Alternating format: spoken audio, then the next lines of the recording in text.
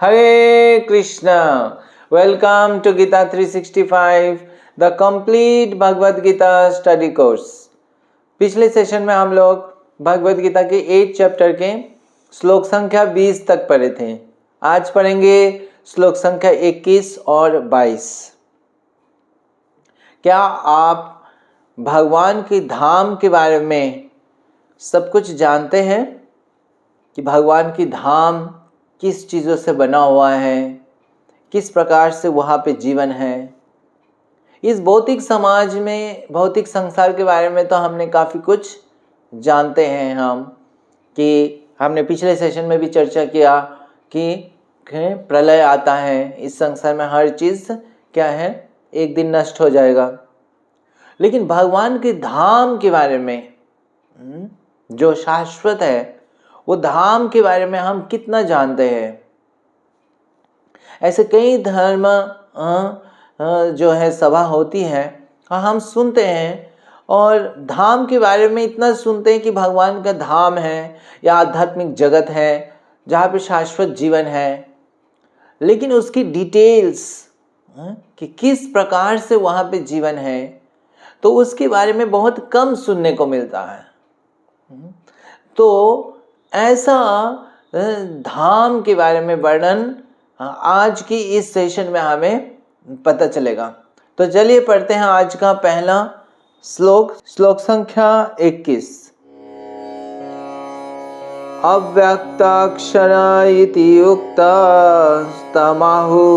परमां गतिं यं प्राप्य न निवर्तन्ते तद्धाम परमं मम। अनुवाद: जिसे वेदांती अप्रकट तथा अविनाशी बताते हैं, जो परम गंतव्य है, जिसे प्राप्त कर लेने पर कोई वापस नहीं आता, वही मेरा परम धाम है। तो भगवान अपने धाम के बारे में बता रहे हैं।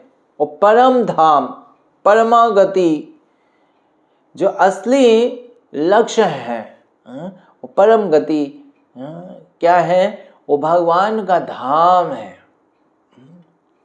तो भगवान का धाम के बारे में वर्णन, वो वास्तव में हम सब के लिए क्या है, सबसे महत्वपूर्ण विषय है।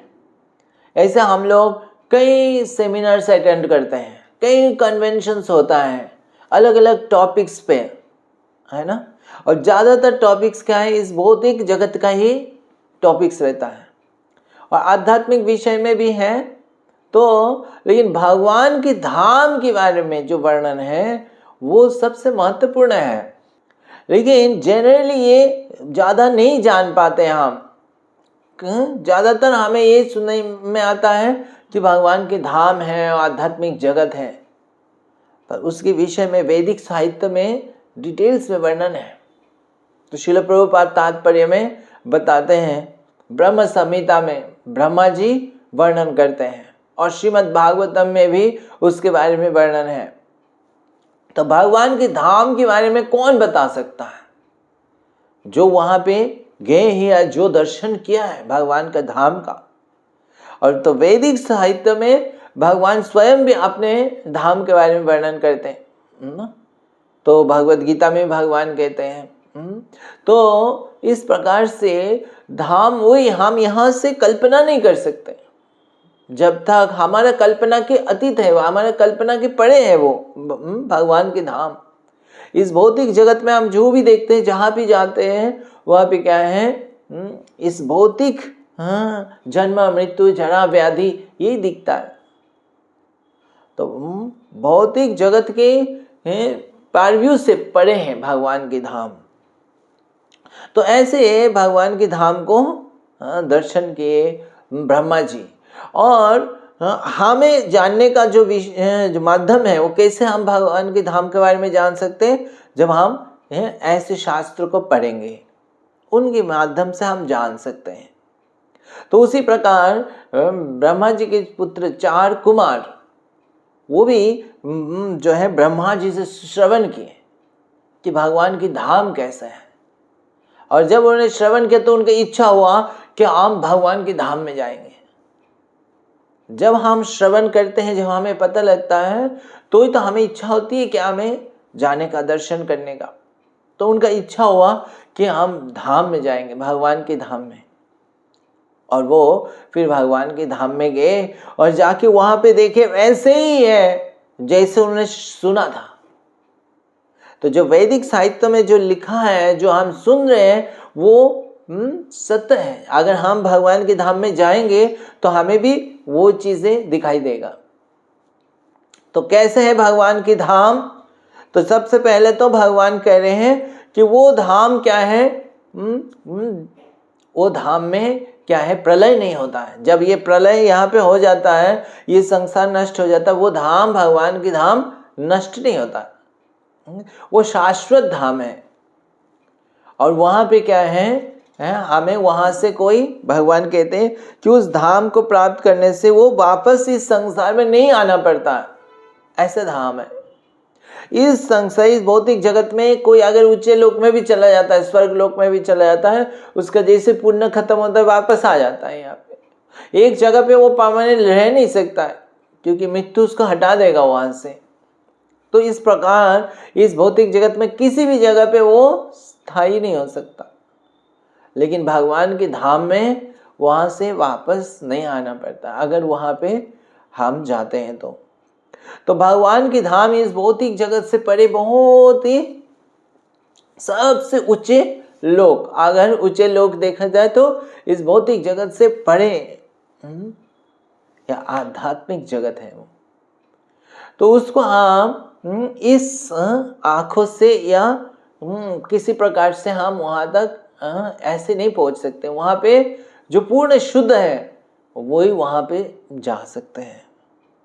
तो भगवान की धाम किस प्रकार है, तो यहाँ पे प्रभुपाद तात्पर्य में लिख रहे हैं, ब्रह्मा जी ब्रह्म संहिता में वर्णन करते हैं और क्या बोलते हैं कि चिंतामणि प्रकार सद्मसु कल्प वृक्ष लक्षावृतेषु सुरभिर अभिपालयन्तम लक्ष्मी सहस्र शत संभ्रम सेव्यमानम गोविंदम आदि पुरुषम तमहम भजामि। कि भगवान की धाम कैसे बना हुआ है, जैसे ये जगत क्या है, मिट्टी से बना हुआ है ना। तो जमीन है क्या, मिट्टी है। वहां पे चिंतामणि, मणि से बना हुआ है, चिंतामणि से उनका धाम बना हुआ है। और चिंतामणि क्या है, किसी को कोई भी चीज आवश्यकता हो पूरा हो जाता है, ये चिंतामणि है। तो वहां के जो महल है भगवान की धाम में, तो भगवान की धाम जो है आध्यात्मिक जगत, वहां पे कई सारे आध्यात्मिक लोक हैं। तो उस पूरा लोक को कहते हैं वैकुंठ, जहां पे कोई कुंठ नहीं है। कुंठ मतलब ये जो जन्म मृत्यु जरा व्याधि, ये जो भगवान ने पिछले श्लोकों में जिसे बताया दुखालयम, ये संसार दुख के आगर है, दुखालयम और अशाश्वत है। लेकिन भगवान की धाम ये जस्ट ऑपोजिट है। वो क्या, वैकुंठ, वहां पे कोई कुंठ नहीं, कोई कष्ट नहीं है और वो शाश्वत है। तो और ये भौतिक जगत उसका एक तरह से प्रतिबिंब है। तो वो भगवान के धाम जहां पे क्या है, तो ये वैकुंठ जगत में असंख्य क्या है, प्लैनेट्स है। और हर एक प्लैनेट में जो है भगवान का जो है विस्तार है। वो वहां पे रहते हैं भगवान के एक एक अवतार, है ना। जैसे विष्णु के रूप में, नारायण के रूप में, वो भगवान हर एक एक प्लेनेट में भगवान रहते हैं। और सारे वैकुंठ प्लेनेटों की सेंटर में क्या है, गोलोक वृंदावन है, जहां पे भगवान कृष्ण स्वयं विराजमान है। तो वो गोलोक वृंदावन धाम, तो वो आध्यात्मिक जगत एक प्रकार से उसके जो शेप है वो कमल की तरह है। तो कमल में जैसे हजारों पंखुड़ी होते हैं, तो ऐसे पंखुड़ी में जैसे इतने सारे वैकुंठ प्लेनेट हैं। और जो बीच है कमल के, वो क्या है, वो वृंदावन, गोलोक वृंदावन धाम, जहाँ पे भगवान कृष्ण स्वयं लीला करते हैं। तो ऐसा वैकुंठ जगत और गोलोक वृंदावन धाम वो क्या है, चिंतामणि से बना हुआ है। और क्या है वहां पे कल्प वृक्ष है। तो कल्प वृक्ष जो यहाँ के वृक्ष है वो एक प्रकार के फल देता है, लेकिन कल्प वृक्ष जो है वो हमारा कोई भी इच्छा को पूरा कर देता है। उस वृक्ष के नीचे अगर हम कुछ भी हमें चाहिए, वो वृक्ष तुरंत हमें प्रदान कर देता है। तो ये कल्प वृक्ष। और क्या है, सुरभि गाय है जो अनलिमिटेड दूध देते हैं, अमृत की तरह दूध देते हैं। तो ऐसे सुरभि अभिपालन।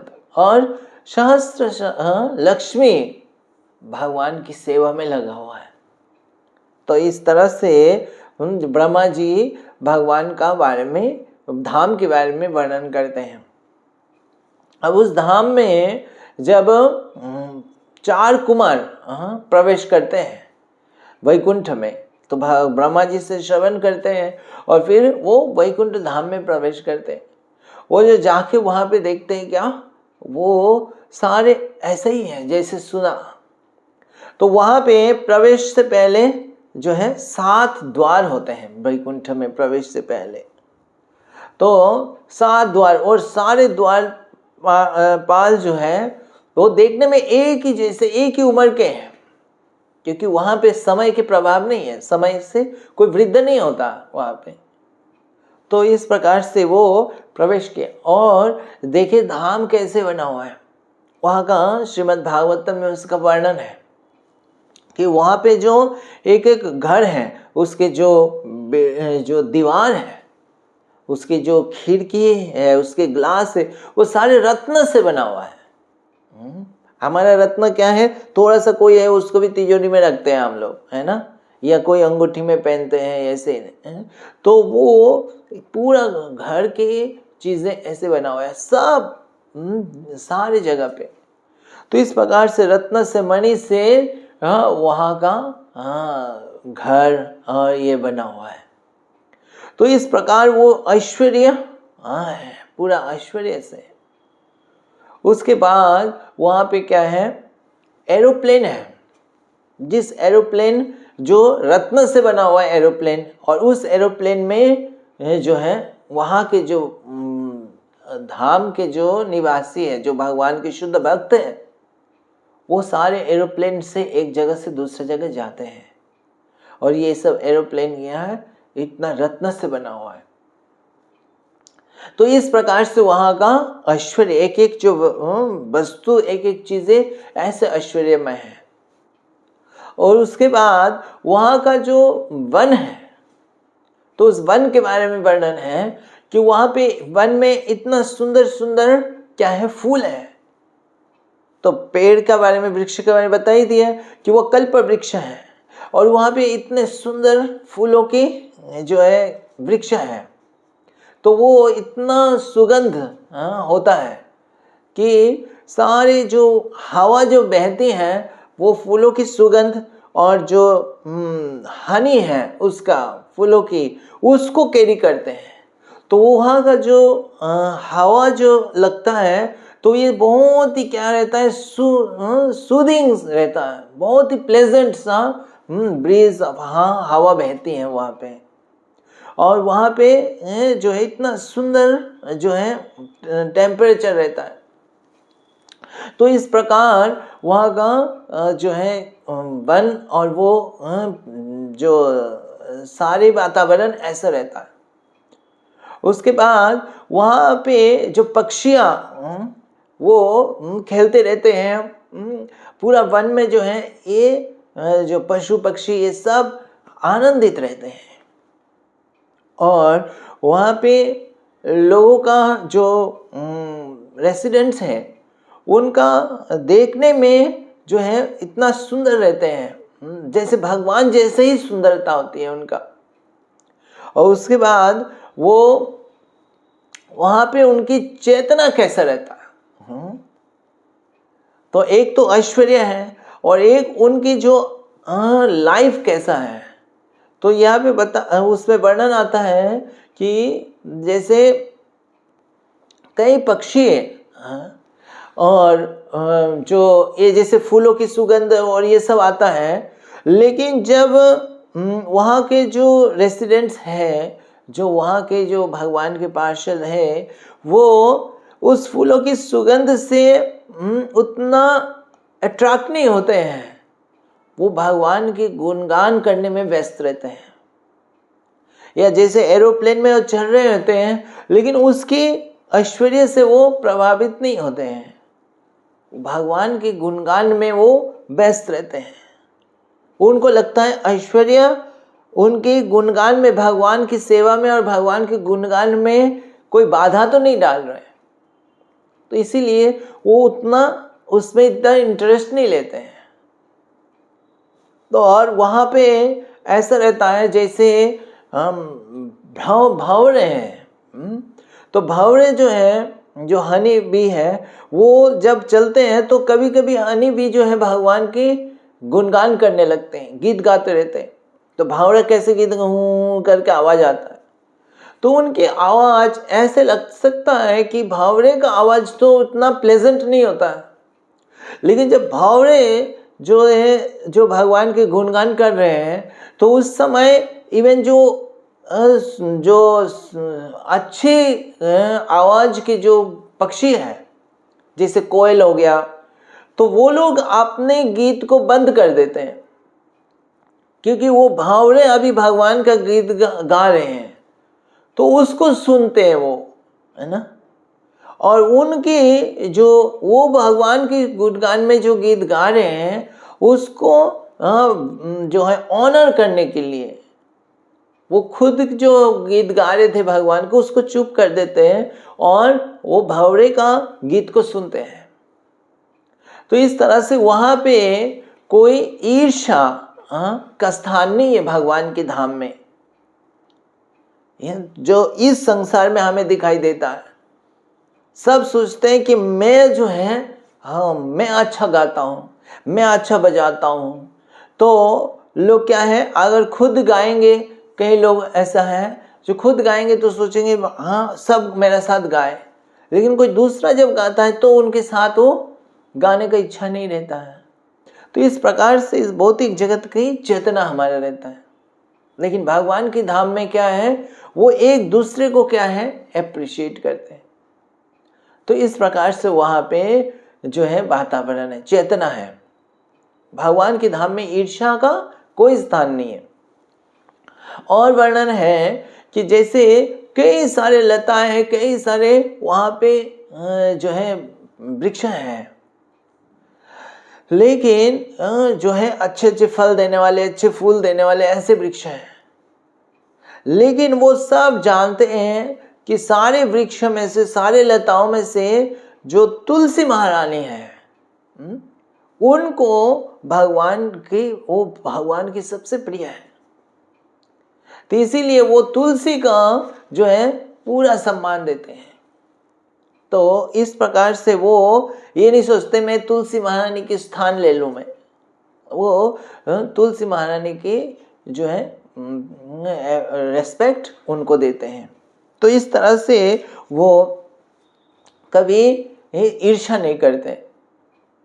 उसी प्रकार फिर जो है वहाँ के सबकी चेतना ऐसे बना हुआ है, भगवान का ऐसे भगवान का धाम है। और क्या है वहाँ पे, जैसे लक्ष्मी सेवा में लगे रहते हैं, तो वहाँ पे वर्णन है आता है कि जैसे लक्ष्मी जो है अपनी वहाँ पे तालाब भी है, तो तालाब में जब देखते हैं लक्ष्मी अपनी चेहरा को देखते हैं, तो वो सोचते हैं ये जो चेहरा लक्ष्मी की जो सुंदरता है चेहरा, वो देख के सोचते हैं कि ये भगवान की सेवा में ये लगना है। तो ये जो भी उनके जीवन है, हर कोई वो सोचते हैं अपनी सुंदरता, वो सभी सुंदर है, वहाँ पे जो भी सुंदर है सोचते हैं ये किसी और के लिए नहीं, ये भगवान के लिए है। तो इस प्रकार से वहाँ पे लक्ष्मी जी हजारों लक्ष्मी भगवान की सेवा में लगे रहते हैं। तो हर कोई वहाँ पे ऐसे वर्णन है कि वहाँ पे धूल नहीं है, धूल मिट्टी नहीं है, लेकिन फिर भी सारे जो है भगवान की सेवा में जो है सफाई कार्य में लगे रहते हैं। तो ऐसा सफाई में धूल तो है नहीं, फिर भी क्यों सफाई करते? क्योंकि वो सेवा करना चाहते हैं, भगवान को सेवा के द्वारा भगवान की प्रसन्नता चाहते हैं। तो अगर नहीं भी लग रहा है धूल, फिर भी सफाई कर रहे हैं। तो इस प्रकार से उनकी चेतना किसमें है? भगवान पे रहते हैं। और वहां पे क्या है? और वहां पे भगवान स्वयं है। तो भगवान स्वयं वहां पे लीला करते हैं।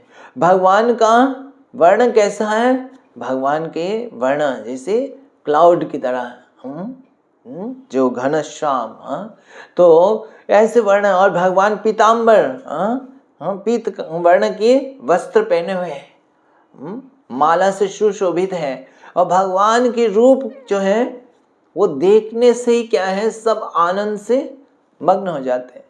तो भगवान की स्माइलिंग फेस, तो भगवान को वहां पे हर कोई फेस टू फेस देख सकता है। और भगवान जो है उस जगह पे पर्सनली रहते हैं और भगवान लीलाएं करते हैं। तो हर एक भक्तों से भगवान का एक विशेष रिलेशन है। तो जब 4 कुमार वहां पे पहुंचे वैकुंठ में, तो वो जब ये सारे वैकुंठ के वातावरण देखे, तो अचानक देखे भगवान भी आ रहे हैं वहां पे। तो भगवान का भी उनका दर्शन हुआ। तो इस प्रकार से जो धाम का वर्णन है कि ऐसे धाम जो इस पूरा सृष्टि में कहीं और नहीं मिलेगा। और हम यही चीज चाहते हैं। हम ऐसी जगह चाहते हैं जहाँ पे कोई भय नहीं है, जहाँ पे कोई जो है ईर्ष्या नहीं है, जहाँ पे केवल क्या हो? प्रेम हो, जहाँ पे शाश्वत आनंदमय जीवन हो। तो प्रेम कहाँ है? भगवान की धाम में। तो जो जगह का हम वास्तव में ढूंढ रहे हैं वो है भगवान का धाम, और वो है परम गति। तो ये परम गति है। और इसीलिए जो बुद्धिमान है, जो भक्त है, ये वर्णन है कि उनको वो ही धाम ही उनका लक्ष्य है। वो इस संसार में जो भी जी रहे हैं, जो भी कार्य कर रहे हैं, वो जानते हैं कि ये लाइफ जो है इस संसार में यही लाइफ आखिरी होना चाहिए। और इसके बाद वो कहाँ जाए? भगवान की धाम में। वहाँ पे रहने के लिए हैं हम लोग बने वहाँ के लिए हैं। लेकिन हम इस जगह पे, इस टेम्पररी जगत में हम रह रहे, क्योंकि हमारा अंदर भी क्या है? ये ईर्ष्या, लोभ, इसी चक्कर में हम इस संसार में रह रहे हैं। तो हम, लेकिन जो भक्तों का असली लक्ष्य क्या है? वो भगवान का धाम, परम धाम। ठीक है। तो अब हमने ये धाम के बारे में ये जब सुना, तो हमें क्या चीज अट्रैक्ट करता है वहां का? तो उसके बारे में अब हम पढ़ेंगे अगले श्लोक में। तो चलिए पढ़ते हैं श्लोक संख्या 22।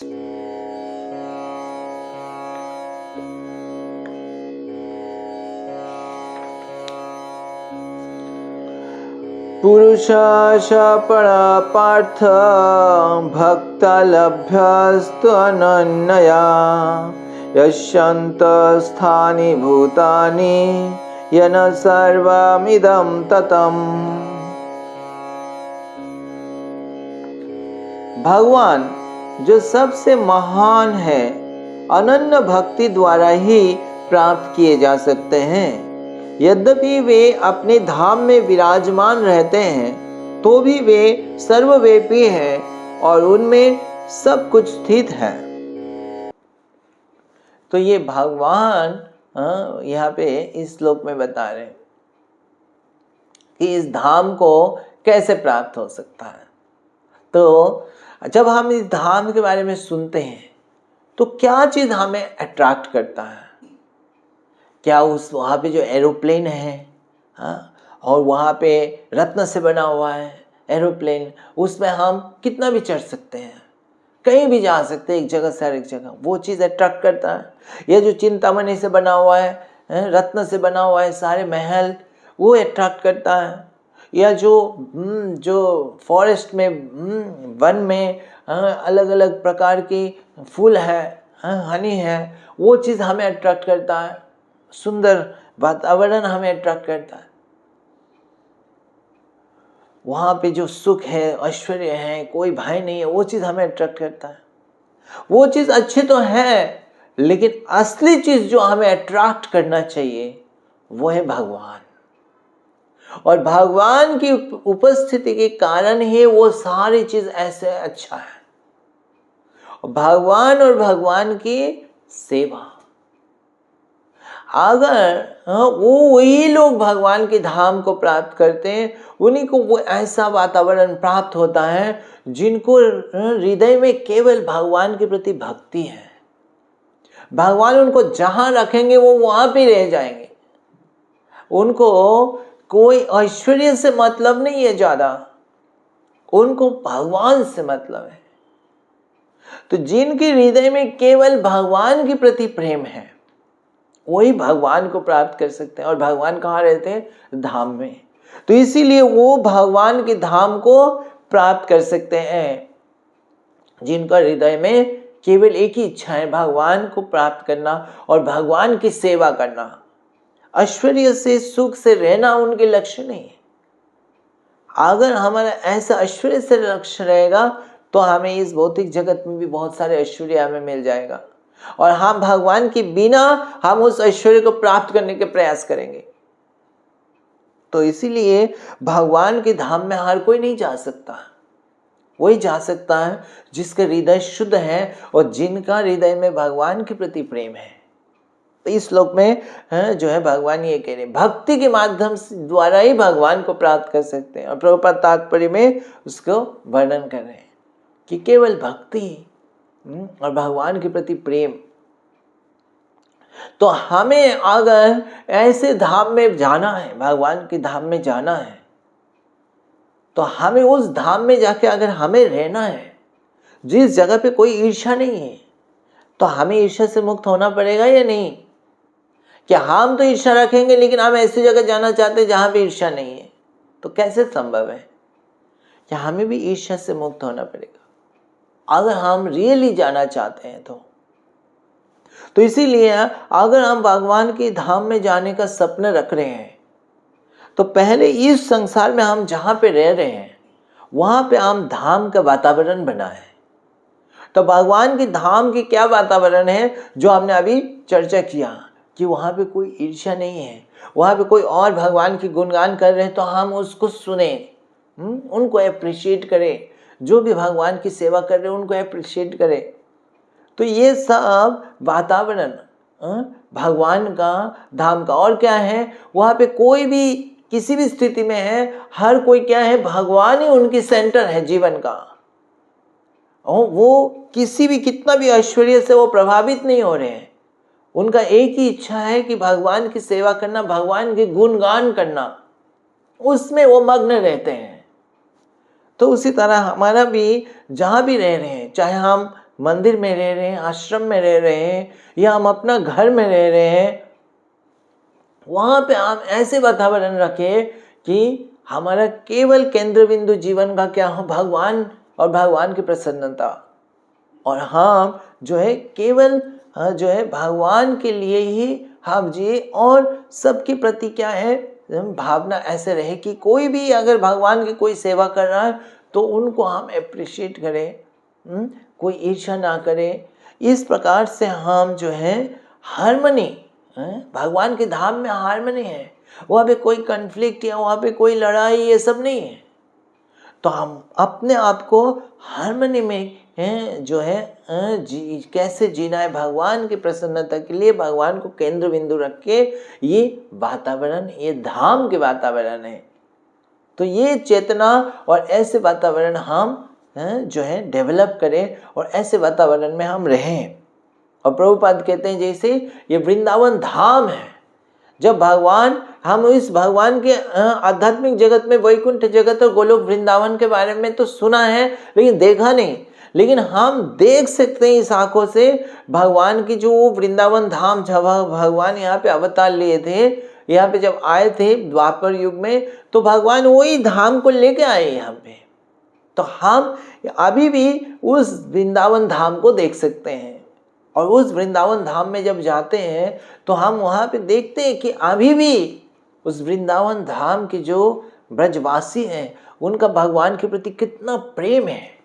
वो किसी भी परिस्थिति में है, वो दिन रात भगवान का ही बारे में सोच रहे हैं, भगवान का स्मरण कर रहे हैं, भगवान का ही गुणगान कर रहे हैं। तो इस तरह से हम वृंदावन जाके धाम का एक चेतना को हम अनुभव कर सकते हैं। और ऐसे ही धाम में हम रह के और ऐसे वातावरण बना के हम जब अभ्यास करेंगे कि धाम में रहने के लिए हम योग्य बने, तो फिर हम भगवान की धाम को प्राप्त कर सकते हैं। और इस श्लोक में भगवान कह रहे हैं कि यद्यपि भगवान साक्षात अपने धाम में विराजमान है और धाम में जो भगवान के शुद्ध भक्त हैं उनके साथ उनका जो है प्रेममय संपर्क है, लेकिन फिर भी भगवान इस भौतिक जगत में भी भगवान क्या है, अपने आप को जो है भगवान प्रेजेंट रहते हैं यहाँ पे। हमें दिखाई नहीं देता है, लेकिन भगवान अपने शक्ति के द्वारा इस भौतिक जगत को चला रहे हैं। तो ये संसार चल रहा है भगवान की शक्ति से, लेकिन भगवान पर्सनली साथों साथ पर्सनली अपने धाम में शुद्ध भक्तों के साथ लीला में व्यस्त रहते हैं। तो ये भगवान की धाम है, वहाँ पे भगवान पर्सनल टाइम देते हैं, पर्सनल एसोसिएशन भगवान की प्राप्त होता है। तो वो धाम हमारे परम गति है। और हम इस जीवन में हम अगर भगवान का शुद्ध भक्ति करके भक्तों की संग में ऐसे रह के हम इस भगवान का धाम परम गति को प्राप्त कर सकते हैं। और उसको प्राप्त करने के बाद भगवान कहते हैं कि दोबारा इस भौतिक जगत में जो यहाँ पे प्रलय में बार बार जो है सृष्टि होती है, बार बार नष्ट होता है, उसमें आना नहीं पड़ेगा। तो आज हम यहाँ पे विराम देते हैं। अगले सेशन में हम पढ़ेंगे श्लोक संख्या 23 और 24। हरे कृष्णा। ग्रंथराज श्रीमद् भगवद गीता की जय। जगत गुरु श्रील प्रभुपाद की जय।